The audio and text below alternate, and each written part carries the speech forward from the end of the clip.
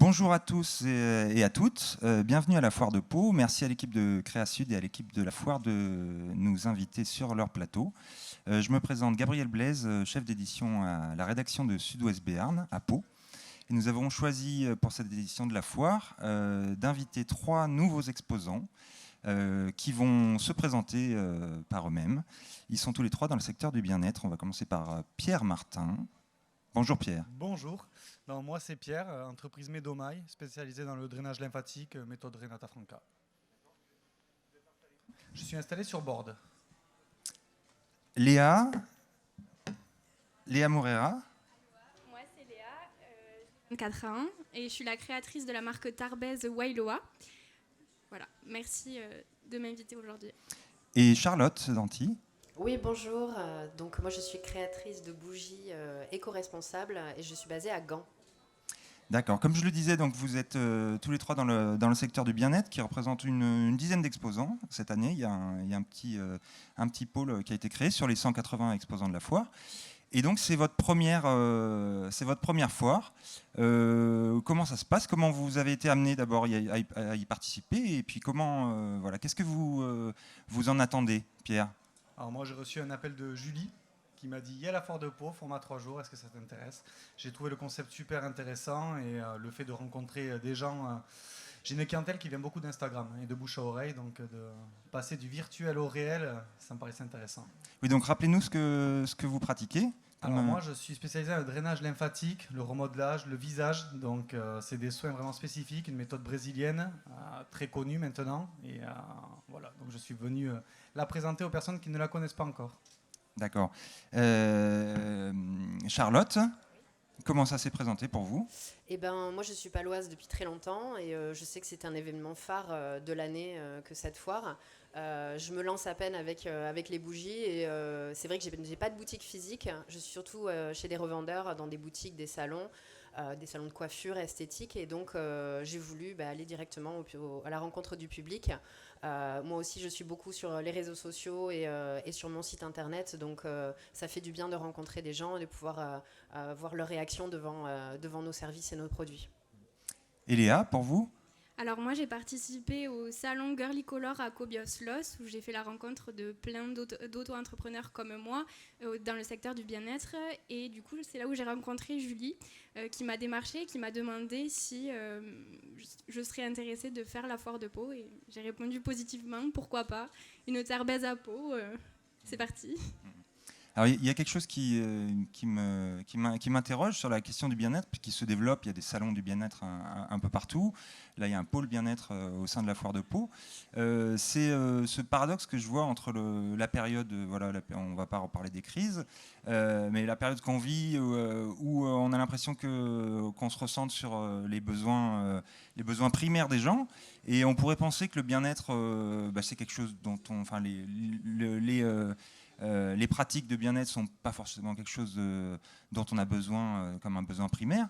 Et pourtant, au contraire, on a l'impression que les gens vont à la recherche de ces pratiques. Comment vous voyez ça, Charlotte? Qu'est-ce que ça vous inspire? Moi je trouve qu'on a vécu tous une période assez difficile et qu'on a besoin justement, c'est fait partie de ces besoins-là, que de se recentrer sur soi, que de se recentrer sur son apparence physique, sur son bien-être mental et psychologique et psychique et tout ça. Je pense que beaucoup de gens sont en recherche de ça avec tout cet enfermement qu'on a eu et voilà. Oui, que vous disent les clients justement à ce propos? Est-ce que c'est des gens que vous aviez déjà vus avant la crise? Ça fait longtemps que vous pratiquez tous les 3? Donc, vous êtes jeune peut-être?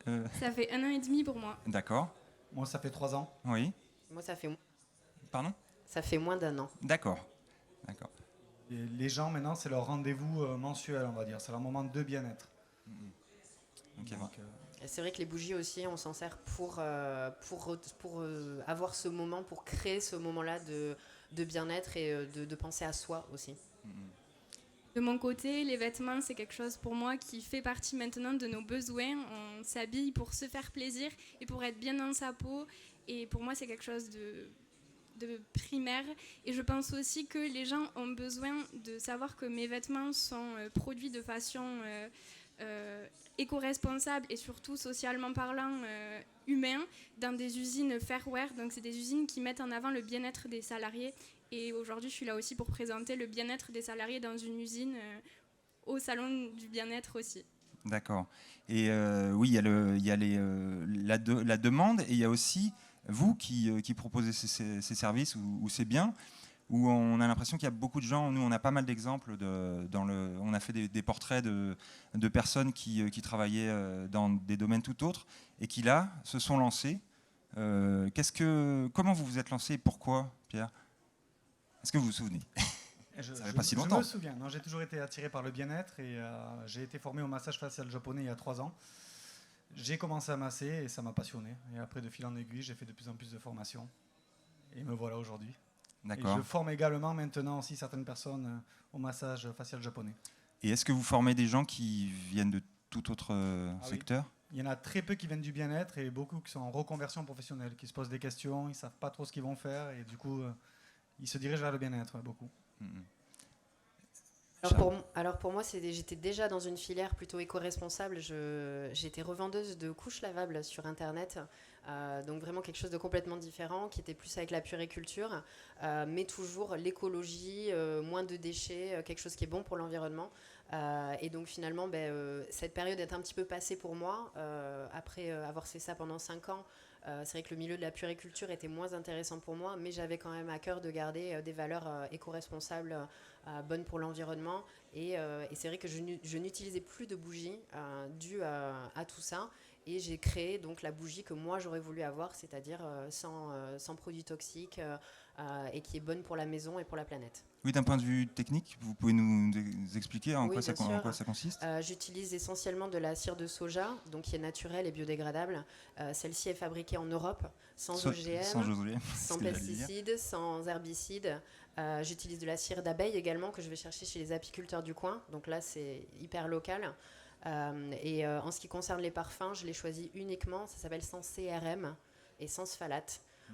Et donc les CRM, c'est des cancérigènes en fait, okay. Et des perturbateurs endocriniens. Donc je les bannis complètement des parfums que j'utilise pour pouvoir avoir un impact sur la santé beaucoup moindre. Et Léa, vous parliez d'éco-responsabilité aussi, donc qu'est-ce qui vous a poussé? Comment vous êtes lancée? Alors moi je sors d'un master dans une école de mode, j'ai fait un master en management et marketing de la mode et je voulais à tout prix travailler dans le luxe. Et en fait en me rendant compte, en lisant des livres, en me renseignant, en faisant des stages, je me suis aperçue que le luxe ça représentait pas du tout mes valeurs et pas du tout ma personnalité et ce que j'avais envie de transmettre aux personnes. Et en fait, je me suis dirigée vers un mémoire qui m'a menée vers ma marque. Un mémoire, comment j'allais séduire les millennials, donc la génération 18-35 ans, qu'est-ce qu'ils aiment. Je me suis aperçue qu'ils aimaient le voyage, le bien-être, mettre leur santé et leur beauté en avant. Et je me suis dit comment je peux allier tout ça avec de la mode éthique. Et j'ai créé Wailoa. Wailoa, c'est inspiré de la mode californienne et de toutes les petites îles qu'il y a autour. Et c'est vraiment quelque chose qui touche au voyage. Je produis qu'avec du coton bio ou du polyester recyclé et je travaille avec beaucoup de labels, donc il y a EcoCert, on travaille aussi avec le Fairware, le vegan, j'ai beaucoup de labels sur ça et c'est vraiment quelque chose sur lequel je suis très pointilleuse et on fait broder dans une usine à Toulouse. D'accord. Et vous sentez que les clients viennent vous voir vraiment avec cette aspiration, parce qu'il y a la mode, voilà, vous venez de la mode, donc il y a évidemment une notion esthétique. Totalement. On se rend compte surtout que les personnes aiment le côté surfwear. Ils cherchent le voyage, l'été. En tout cas, notre génération aime beaucoup ça. Donc, je me suis vraiment servi de ça pour créer ma marque. Et autour des marques surfwear, on n'a pas forcément beaucoup de marques éthiques. Donc, c'est ça vraiment que j'ai voulu créer et retransmettre parce qu'on a une génération qui est quand même ambitieuse et qui aime beaucoup l'écologie, le développement durable. Et c'est vraiment ça que je veux transmettre. Et dans le luxe, c'était pas possible ? En tout cas, pas à mon échelle. D'accord. Peut-être un petit mot sur la foire en elle-même. Donc, comment ça s'est passé là, votre arrivée? Vous êtes là pour combien de temps? C'est les 3 jours. Hein, donc la foire, je rappelle, se déroule sur 3 jours ce premier week-end. Et le second sera consacré à l'agriculture. Donc là, vous avez un petit stand, c'est quelle taille? Vous avez donc un salon de massage, mini salon de massage? Un mini salon, ouais. J'ai 9 mètres carrés, donc j'ai de quoi exposer. J'ai ma table de massage avec un peu d'intimité. Et je propose des soins du visage d'une demi-heure pendant toute la foire, jusqu'à dimanche soir. D'accord. Les horaires, rappelez-nous? Je crois qu'on finit à 21h et à dimanche à 17h. Et demain, on réattaque à 10h du matin. D'accord. Et vous, donc c'est plus de l'expo de vos produits? Vous avez eu le temps de vous... Exposition, démonstration, essayage, petits moments entre filles ou entre hommes aussi, parce que j'ai pas que des vêtements pour femmes, je fais aussi l'homme et l'enfant. D'accord. Charlotte? Et donc, moi, c'est le tout début. Il est à peine, je crois, 1h de l'après-midi. C'est ouvert depuis 3h, donc c'est un peu tôt pour le dire, mais en tout cas, toutes mes bougies sont là à la vente. D'accord. Oui, d'ailleurs, on vous a arraché à vos stands respectifs. Vous n'avez pas forcément des collaborateurs pour vous remplacer, donc je vais vous libérer. Je vous remercie beaucoup d'avoir accepté notre invitation. Merci à vous. Merci Et puis bonne foire à tous. Merci. Merci. Au revoir.